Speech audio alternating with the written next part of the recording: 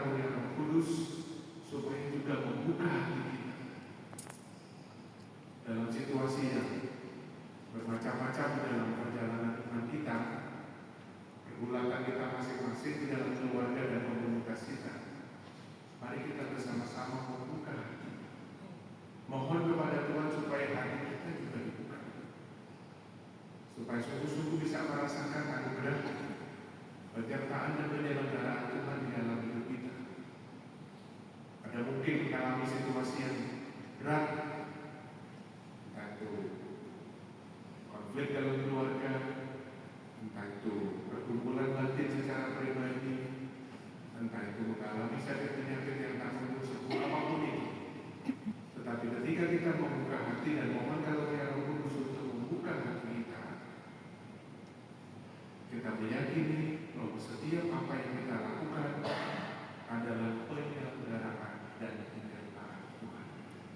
Maka Bapak Ibu, saudara dan saudariku yang terkasih, kita sungguh-sungguh meyakini anugerah baptisan, anugerah Roh Kudus, roh dan air yang sudah dicurahkan kepada kita bersaksi tentang Yesus.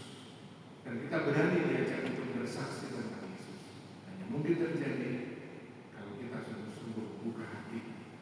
Dan kalau hati kita belum terbuka, mohonlah karunia Roh Kudus untuk membuka hati kita supaya sungguh merasakan penyertaan dan penyelenggaraan Tuhan.